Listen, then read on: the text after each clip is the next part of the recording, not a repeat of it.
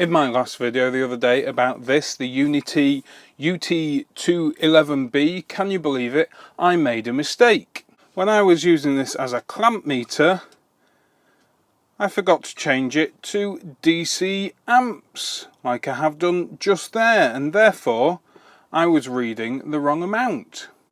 And thanks to Mr. Johnny, one of my commenters, who pointed it out, and thank you for being so very observant. And Mr. Johnny also pointed out what we may have been reading and how to test it. So that's what I'm going to do now. So now that I've turned it into DC mode, let's turn on my inverter, and that same 40 watt incandescent lamp is attached on the AC side, and we're seeing, what, 4.2 amps there, pulling from the battery, 4,200 milliamps.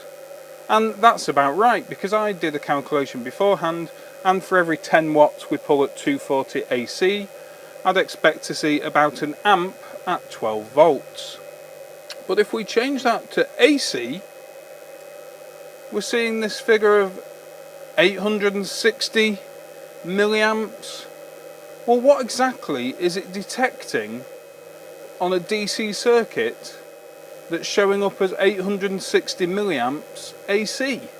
Well, Mr. Johnny suggested it might be the ripple current we see from the inverter. So he suggested I did this small experiment. We've got a low value resistor here. It's a 100 watt resistor, but it is 0.1 ohms, so 100 milliohms. And if we place my little oscilloscope across it, we might be able to see that ripple current. So that's what we're going to try now. So now with my oscilloscope across this resistor, it's going to be looking at voltage, but actually that's going to be proportional to the current, because that voltage is going to be dropped across this resistor, and we'll also see the AC claimed current here on the clamp meter. So if I turn on my inverter again, so there we go, we can see straight away that the voltage across that resistor, and therefore the current, is rising and falling. And I suspect Mr. Johnny was correct, and that is what this meter is seeing. 912 now milliamps across the AC clamp meter, and if we change that, we can prove that it's still that same 4.2 amp load. So what's the difference between AC and DC clamp meters?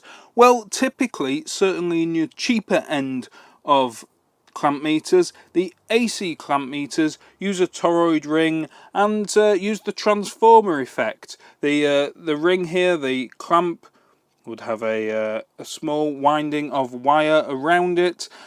It would be the secondary winding, and the primary winding is just the wire going through the clamp meter. So an alternating current across that wire induces a small voltage in the wire on the other side, on the secondary winding, and that's what your meter is measuring.